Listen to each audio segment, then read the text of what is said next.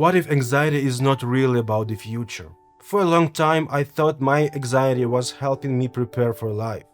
I thought that if I imagined the worst thing in advance, if I mentally went through rejection, failure, shame, or loss before it happened, then when something actually happened, it would hurt a little less.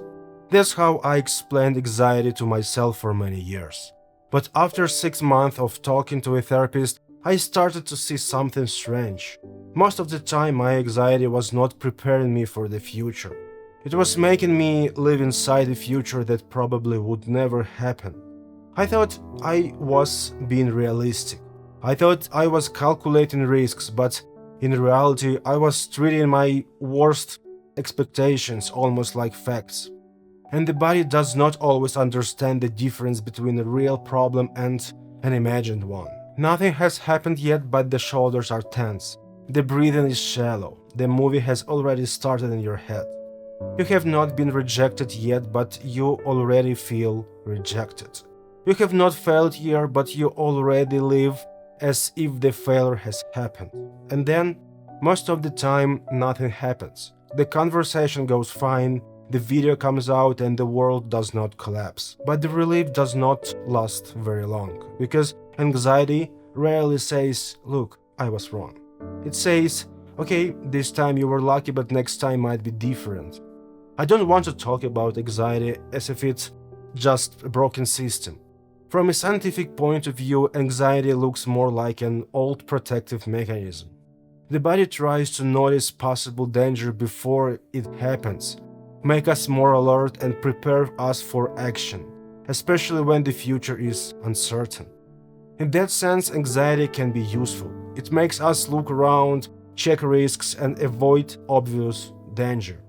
The problem does not begin because anxiety exists. The problem begins when this mechanism works too often and too widely, when it is not preparing me for reality anymore but making me live inside a possible threat. For me, this idea is not theoretical.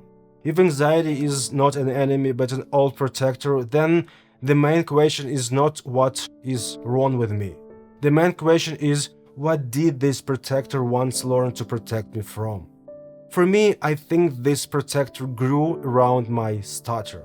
When you stutter, you slowly begin to control your speech before you even open your mouth. You check the sentence in your head. You look for words where you might get stuck. Sometimes you rebuild the whole sentence because of one sound. And sometimes you stay silent because silence feels safer. And here's the strange part. In my adult life, almost no one has ever said anything bad to me because of my stutter.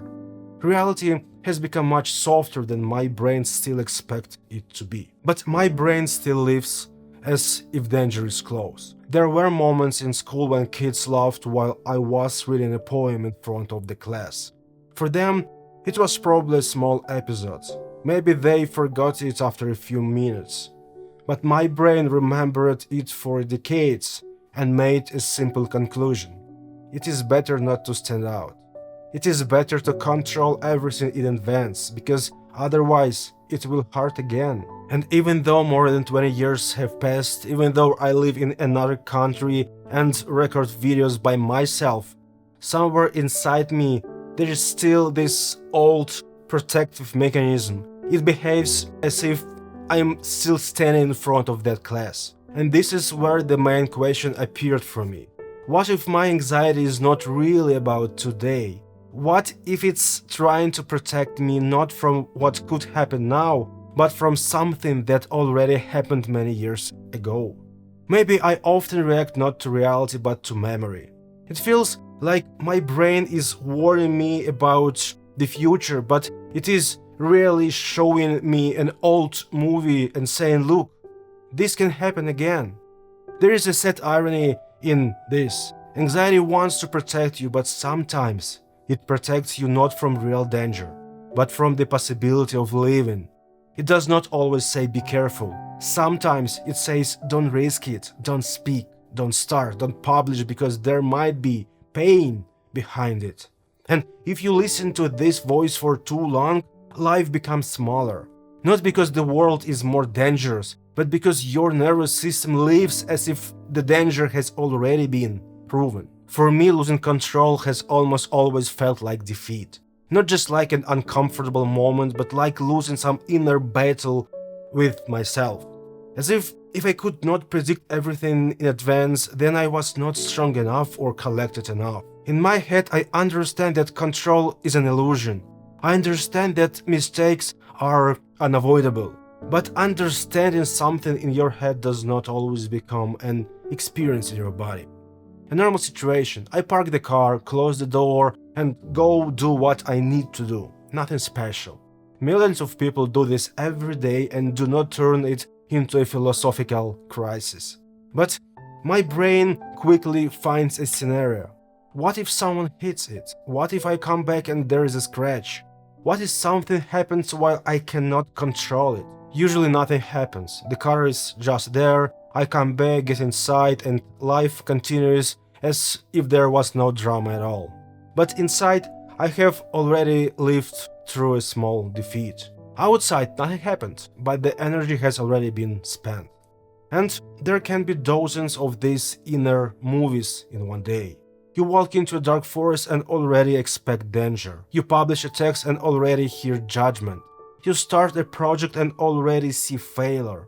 You want to say something honest and already feel shame. And this is what caught me the most.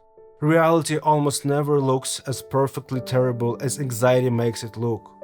In reality, things are usually more boring, softer, and more random. Sometimes something really does go badly, but even then, it rarely matches the exact script that the brain rehearsed in advance. So, maybe my anxiety is not really predicting the future. Maybe it is rehearsing defeat. It is almost saying, let's lose this in advance so it will hurt less later. But a defeat you rehearse in advance still feels like defeat. You have not done anything yet, but you are already tired. You have not been rejected yet, but you have already made yourself smaller. This is a subtle trap because anxiety often hides behind reason. It does not always come with the voice of panic. Sometimes it speaks with the voice of a responsible adult. I just want to be ready. I'm just calculating risks. I'm just being realistic. But sometimes, behind that realism there is not wisdom. There is a fear of feeling helpless again. Maybe that's why anxious people find it so hard to let go of control. For us, control is not just a tool, it is a way to feel safe, even when that safety is imaginary. Another unpleasant thing is that anxiety creates a feeling of participation. As if I'm anxious, I'm already doing something. As if thinking about the problem long enough means I'm doing important inner work. But very often, it is not work, it is just running in place. You're analyzing, preparing, checking different options, but in reality, you are still in the same place. And this is where another thought stayed with me. What if anxiety is not the opposite of calm? What if anxiety is the opposite of curiosity? Because anxiety always acts as if it already knows what will happen next. It writes the ending in advance, and almost always it is a bad ending. It does not ask, I wonder what will happen. It says, I know how this ends. You will feel ashamed, you will fail, you will be judged. Curiosity is different. It does not need a guarantee. And it does not pretend to be confident. It does not say, I know everything will be fine. It says, I don't know what will happen, but I'm interested to see. For me, this is an important difference. Curiosity does not remove the risk. It simply does not turn every risk into a sentence before reality has even started. It leaves space for reality, instead of filling that space with the expectation of defeat. At some point, you cannot get a guarantee. You can only decide that the experience matters more than control. And this is probably one of the hardest choices for the anxious person. Because anxiety wants a guarantee before the beginning, while life usually gives understanding only after you act. This does not mean anxiety will disappear right away. Mine definitely did not. I can still leave my car in parking lot and imagine a problem. I can still walk into a dark forest and feel tension. I can still start speaking and check the words in advance. But now, at least, there is a small distance between the thought and reality. I can notice the anxious scenario and say to myself, this is not the future, this is an expectation. This is not a fact, this is a version. This is my nervous system trying to protect me in an old way. Sometimes that is enough to not let anxiety take the wheel. Not always, of course. I don't want to pretend that this is simple. Anxiety does not live only in the head. It lives in the body, in the breathing, in the shoulders, in the stomach, in the way you tense up before a conversation, check the door, reread a message 5 times and refuse opportunities because they feel too unpredictable. So you cannot just tell yourself don't be anxious. It does not work. But you can start asking a different question. Not what if everything goes wrong, but how do I know that? Not how can I avoid every risk, but what is the real risk here and what did I just invent? Not how do I prepare for defeat, but what if nothing terrible happens at all? And sometimes the most honest answer is exactly that. Most likely, nothing will happen. You will leave the car and it will still be there. You will walk into the forest and it will just be a forest. You will say the word and the other person might not even notice the pause. Or maybe something really will go wrong. Maybe someone will answer coldly. Maybe the video will not do well. Maybe you will get stuck in a word. But even then, it will be something you can face, not the end of you. And I don't think the point is to become a person who is not afraid of anything. I don't have that goal and honestly it sounds unrealistic. I think I want to become a person who no longer treats every fear as a prophecy. Because anxiety does not know the future. It knows all pain, all expectations and all ways of protecting me. And reality is much wider than what anxiety can draw in the first few seconds. Maybe life is not like an exam where you have to prepare in advance for every possible question. Maybe it is more like a walk through the forest. Sometimes it is dark, sometimes it is strange, sometimes you hear a sound and you don't know what it is.